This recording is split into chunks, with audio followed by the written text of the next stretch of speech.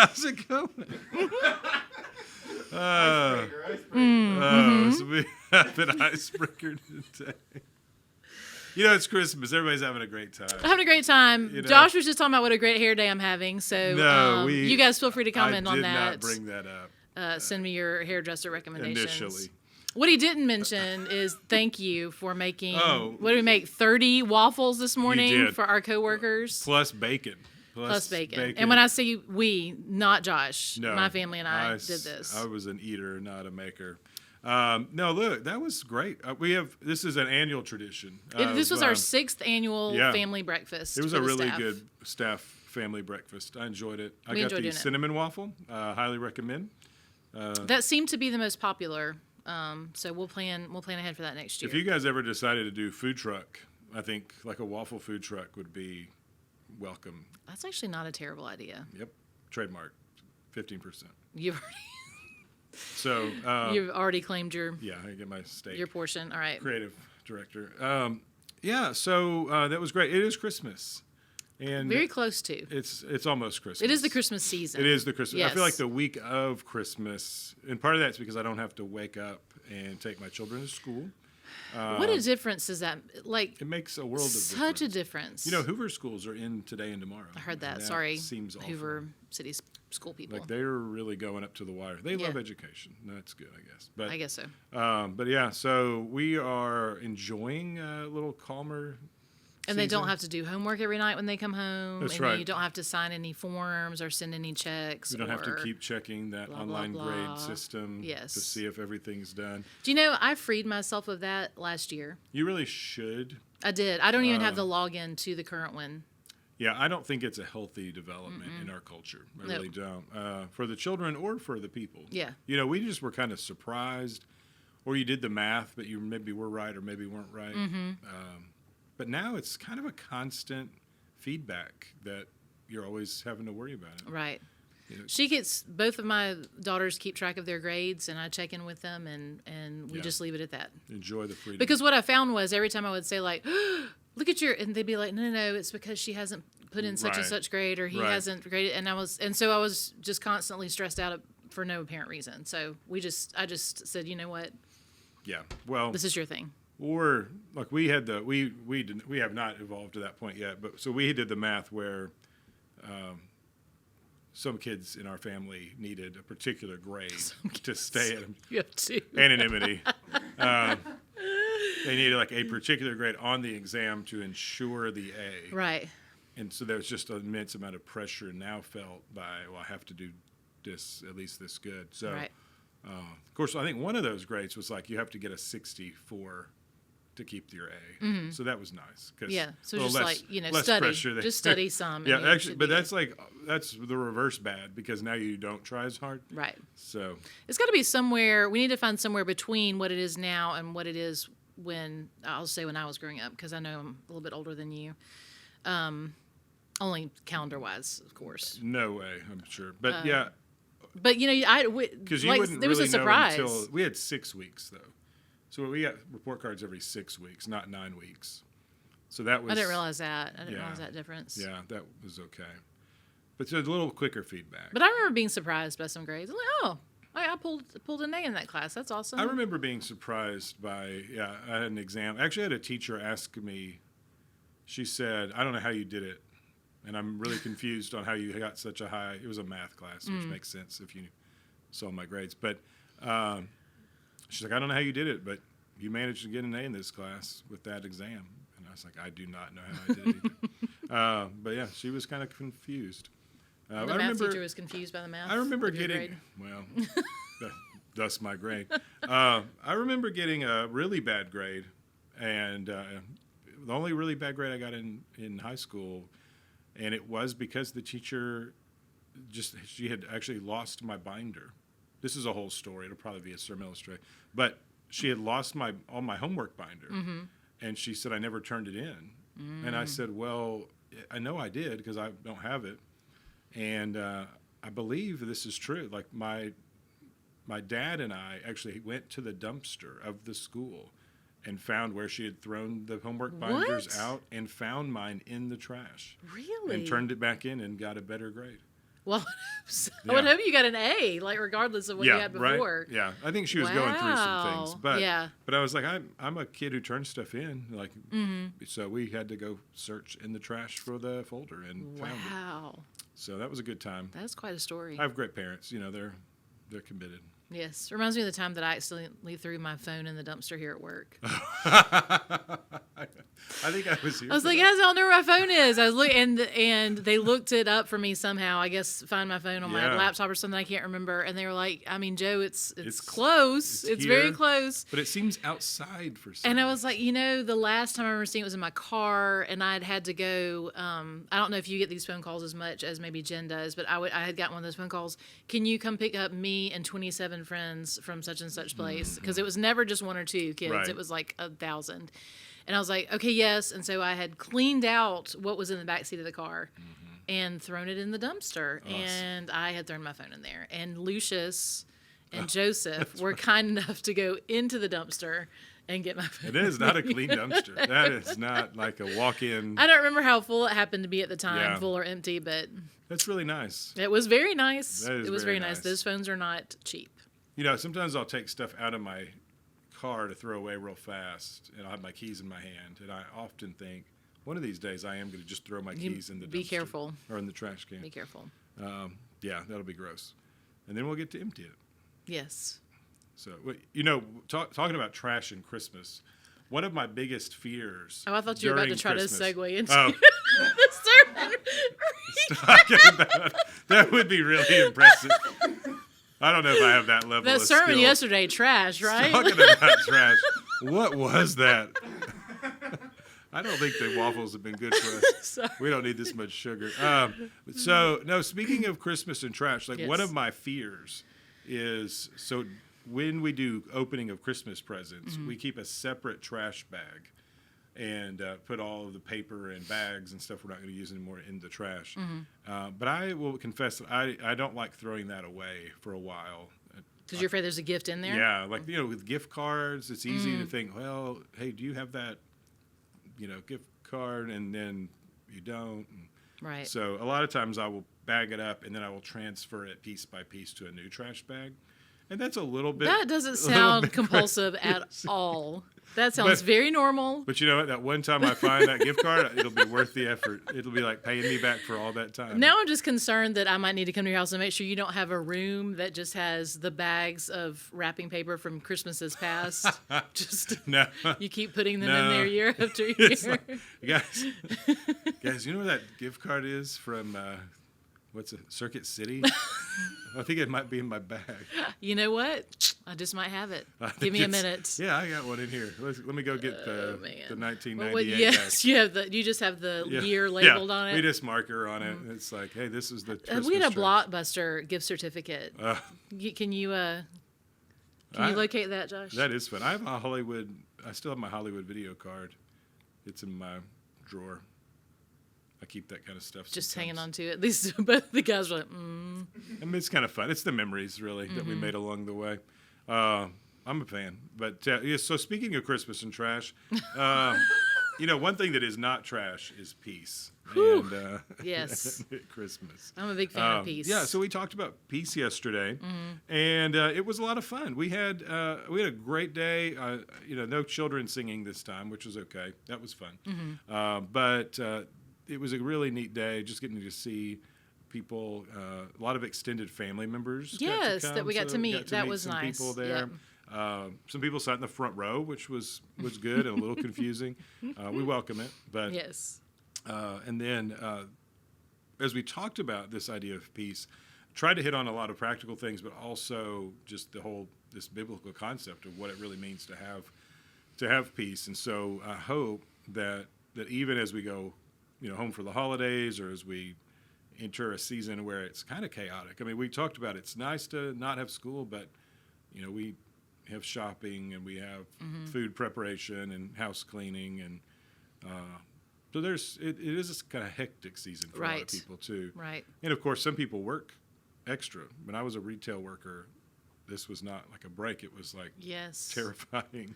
Be 'Cause we kind had to get your it all retail done. workers, people, please. Be kind to everyone, but particularly in this season, make sure you're kind to those retail workers. Yes, and restaurant servers. Oh yeah, and the restaurant servers. We had a really nice server at our Christmas party thing, but I felt like they were just tired. Oh yeah. It's just yeah. and everybody's coming out to eat, and they have less staff. So just be kind. Yes. You know, we talked yesterday about just showing some dignity to people and helping them realize they're valuable. So, Right. No, important things for us to remember for sure. Yeah.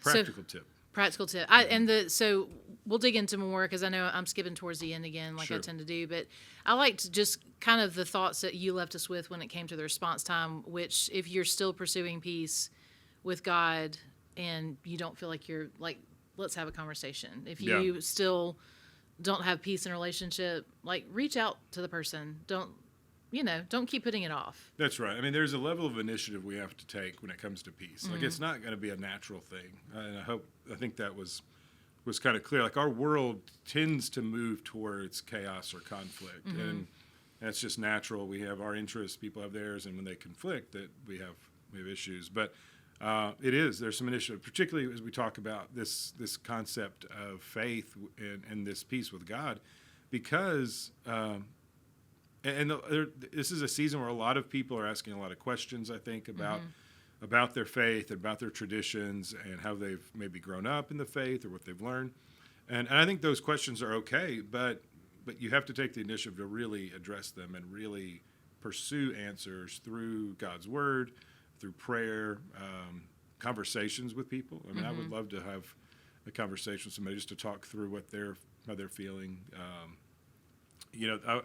I read, somebody wrote something about how, in some ways, preaching is kind of therapy for folks out there. It can be. I think it could be a lot of different things. But I hoped, what I was hoping for is this one really kind of felt that way, is kind of that push to start taking some initiative to change some things, but also understand where you stand with God. Right. So that you're not operating out of kind of a false set of beliefs. Right. And but yeah, and that initiative with people, it is a great season to just say, we've had some disagreements, but I don't want to go into the new year with this conflict anymore. Right. And there is something natural about that.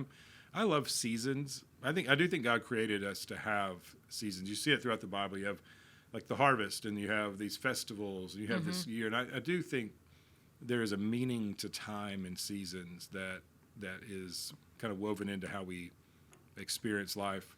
And I would just say this is one of those seasons where I think people are open to receiving peace, and Right.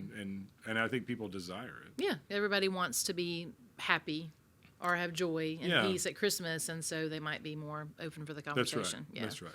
So you also talked about being at peace with yourself. Yeah. I think that of the three that you mentioned, Yeah. may be one of the harder ones, just to understand how you even begin that process. That's right. Well, I think, one of the things I like is that we are understanding ourselves better. So you have things like personality tests, and you have like I said, kind of a more psychological age now, where we are aware of our thoughts and where they come from and how we need to speak against the wrong kinds of thoughts. But I do think there are a lot of people who the peace that they really need is peace in themselves, particularly the way they see themselves, and it's like they have who they are, and then this ideal self that they wish they were, and they feel shame, or they feel like they haven't measured up, or frustration, or just a being stuck, and I think working through those things is also really important, because you can have peace. You can have peace with God and understand you have salvation. You can have peace with other people, but in the end, if you go home and you just can't really embrace who you are and how you are gifted, how you are loved, how you are forgiven, those kinds of things.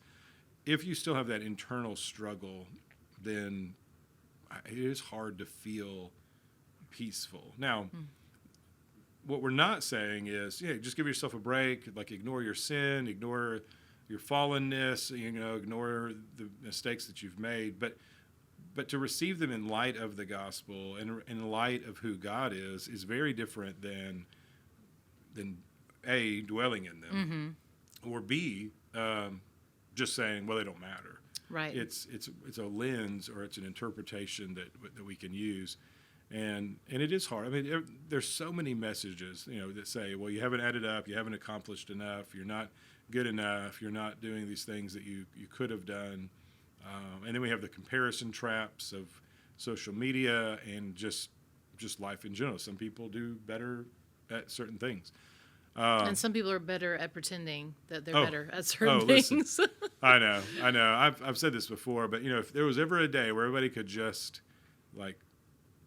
hold up a poster with all of the things that they struggle with, everybody would look around the room and say, "Oh wow, everybody, so many people have the same as I do or similar struggles." And they might also say, "Joanna's poster is really big." Would be where did she find a poster that size? That's impressive. Hey, my marker has run out of ink. Can I get 2 more? We all struggle with things, and that is the beauty of community, and that is the vision we have for the church at Old Town, is that it would be a place where we can actually help one another. Right. And some of that is sharing that story in community, because when you say, well, I struggle with this, and somebody else says, I struggle with this, it removes at least one layer of shame. Yes. Because you thought, why does everybody else seem to be okay, right. but I'm not? Like grades and stuff. If you're obsessing over your children's grades and it's causing you pain, everybody else is like, yeah, I do too. And they say, well, what if we just don't do it? And you're like, oh, no, that sounds... But they told me to create a login. Yeah, they did. They told me to create a login, and they keep sending me emails about it. Yes. And what if my kid's teacher throws away their homework folder and we have to go in the dumpster? But I do think that peace with ourselves is something, and it takes time. It really does. It's not an instantaneous thing, and I do think God changes our hearts. But a lot of it is just focusing on what is true. Yes. And reminding ourselves what is true of ourselves versus what we tell ourselves, what our tiredness tells ourselves. That's comparison, like you mentioned, right? All of those things. We need that peace, and that's probably not an explicitly in the text element here, but I do think it is an element as we talk about the hope that the gospel brings. That is an element. There's an internal element that does begin to transform even the way we see ourselves. Well, it's just an important part of the puzzle. If you have peace with God, if you are at least pursuing peace in your relationships with others, and you have an understanding of what it is to have peace within yourself, you are, I think, more able to help others see that in themselves as well. That's right. And achieve that. Yeah. So, and I think you're right. I think that is maybe one of the things we've talked about: joy and peace, and remind me the other joy, peace. It's a good thing we save these in all the fruits of the Spirit. Yeah, I mean, exactly. But of all the things that we've talked about, I felt like this one, I was glad that this happened the Sunday before Christmas. I'm sure that was intentional on your part. But I think that is one of the things that people struggle most to find in today's world. Because everything around them is telling them there is no peace to be found. It's all, everything is just terrible. So don't even try. Or if you're in peace, it's temporary and it's going to go away. So just don't have a lot of hope in it. Right. And that's a bad place to be, because then you can't be happy about anything. Right. Waiting was the other one. So, yes. Yeah. So this idea, though, of hope and joy and peace, it really is the message of the Christmas story. And what I like that we're doing is we're digging deeper and finding those layers of meaning that come through the songs of Christmas, but also the story of Christmas and what God is doing through the birth of Jesus. And I hope people have had a deeper appreciation for what's going on. One of our goals was, as people sang the songs of Christmas, that they would think to these passages, think about Isaiah 11 and think, that is interesting. Yes. And that, I think, can be really helpful. And really just listening to these words as we sing them. We talked about a couple of weeks ago, that everyone gets excited when they hear, like, especially their favorite Christmas carol. They're sing, because I know this, and I've sung it since I was a kid. Right. And you're missing these incredibly rich lyrics. Yeah, absolutely. I mean, the lyric, and you almost have to slow it down and Yes, repeat it a let's couple break this times. down, yes. You know, the song we sang yesterday, or It came upon Sunday. midnight clear. It came upon a midnight clear. It really has so many connections to that Isaiah passage. It talks about the prophets. It talks about the waiting. It talks about the second coming. It talks about all of these pieces, and we skipped 2 of the verses. Well, I was going to say, we really didn't long. sing one of my favorite verses, which has the part, let me see if I remember it, and man at war with man hears not the love song which they bring. Oh, hush the noise, ye men of strife, and hear the angels sing. Yeah, we probably should have done that one. But it's okay. But in the context of your sermon too, I was like, yes, we are so, like, there is so much noise, and it's so important for us to just stop and listen to the right voice, listen to the Spirit, and operate in that, as opposed to just constantly being influenced by these outside forces that are more often than not negative and pointing us in the opposite direction of where we should be. That's right. looking. Yeah, if you think you're going to default to positivity or encouragement, you'll be very frustrated. You do have to, and not only that, but we can be, and this is something I left out yesterday, really, but we are messengers of this peace. Like, we are not just we're peace bringers. You know, we can model it and bring peace to other people. Yes. You know, and that's, we don't just need positive people, but we need positive people whose positivity is built on these gospel truths. Yes. You know, you can't just say, well, everybody's great. You know, that people know they're not great.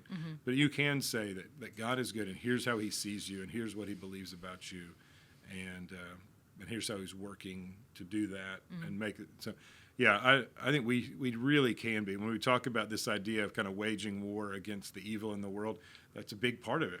It's just taking a message of peace and saying, hey, there is another way. Right. There is another way that we can live, and then trying to live it out ourselves. You know, that's hard often, because we can talk about this stuff, but when it comes to conflict with somebody, you know, in our family or in our work or in our community, and it riles you up. And well, and a lot of times, you know, I was thinking earlier when we were talking about pursuing, like, going to that person and saying, not everybody's going to be receptive to it. Like, That's they right. are more receptive this time of year, and hopefully that is your experience. But even when someone is not receptive to that, that's still what we're called to. It was That's like, right. okay, maybe we can have this conversation another time. I love you. yeah, I mean, you know. because we're called to forgive. We're called to do our part. We can't own people's response. Right. You know, I tell that to our kids all the time. You do the right thing. You can't own their response. Yes. So you tried. If it doesn't work, Hey, the good news is you also don't ever have to answer for their response. that's right. That's Yeah, what, it's like, not on you. That's honestly like one of the part of the piece that I have in my life is, oh, wait a minute. Ultimately, I am not responsible for the way someone reacts, right? That's right. I'm only responsible for the way I react. Yep, that's right. See, I do what I do, but I don't have to own that other part. Right. And that's right. I mean, we can pursue peace, and some people just don't.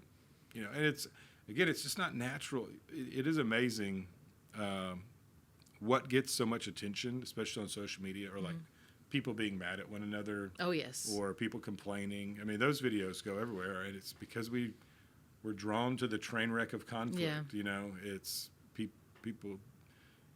You know, now the good thing is people also like watching people being nice, but And pandas. Pandas are popular. pandas are really big. Yeah, pandas, llamas, alpacas, pretty popular. Highland I think. cows. We don't need. Highland Let's cows, not leave them off the obviously. list. You know, one thing we haven't done, by the way, this is off topic, but we haven't really addressed the turkey in the room. This one? Yeah, we left this. This was left over from the breakfast this morning. Yeah, this looks delicious. It was chicken and waffles. My favorite but it thing to was just do turkey. it's Monday when we record these, is to poke that. Everyone feels the need to actually feel the foam turkey, and Yeah. it's pretty disgusting. There's really no reason it's here except that we just really like it. I think it found its way out of a prop closet, Right. is the story I was told, after many, many years. And we just today have taken the saran wrap on it. Who knows how long that's been on there. So the turkey is living its best life right now. It is. It's best left right. It's free. It's a free range turkey. It's fascinatingly real, though. I'm telling It you. is. You guys should come by Valley Dillon and check it out. I'm a big fan. So Should we take it for the Christmas Eve service at the church at Old Town? probably shouldn't, but well, I don't know. I mean, we could, because everybody should get to poke at one. We'll see. All right. Well, that's probably a pretty solid. We can end on a better breakdown. note than that. Yeah, let's do one more better note because we've got a minute here. But I did think people probably have wondered for a few minutes, why is there a turkey on that I table? just thought it was kind of festive. It is. It is festive. I would eat that turkey. I don't like turkey that much. But Should I we would eat cut that into it? It's been turkey. sitting here all this time. It would be so frustrating because it would just be foam. I kind of want to cut into it. Let's go get a Okay. turkey and try to make one exactly like it and just leave it out, and people will think it's the fake turkey. Okay. You were going to say something important. We just got to find it. No, here's what I would say is just an encouragement to our people. I think is as we do this, it really is important for us to come to a place where one of the things that people see about us is that we are a people of peace. When something happens,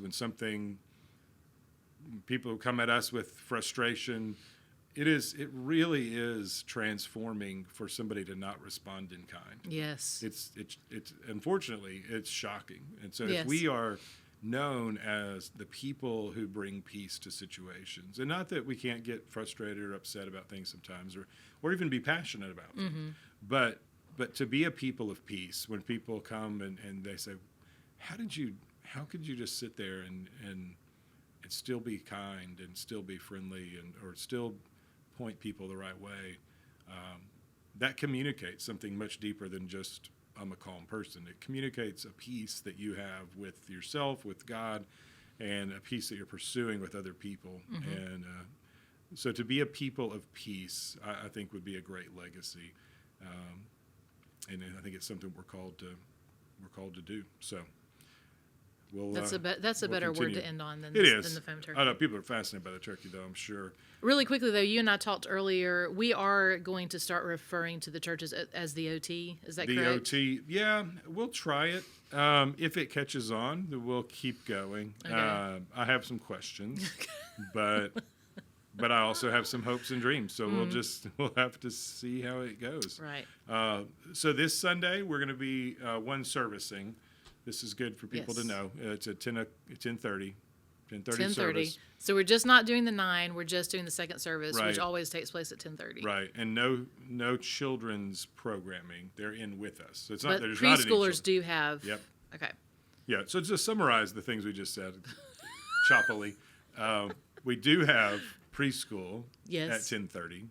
Nothing at 9:00. No. But at 10:30 we have preschool. But the children will join us in the worship service. Yes. We'll make it great for them, and the same thing will be done on the 2nd of January too. So we'll do the same thing on that day, and then we're back to regular programming on January 9th. Yes. So And before those 2 Sundays, before any of that Christmas happens. Eve. Yes, Christmas Eve, 4:00.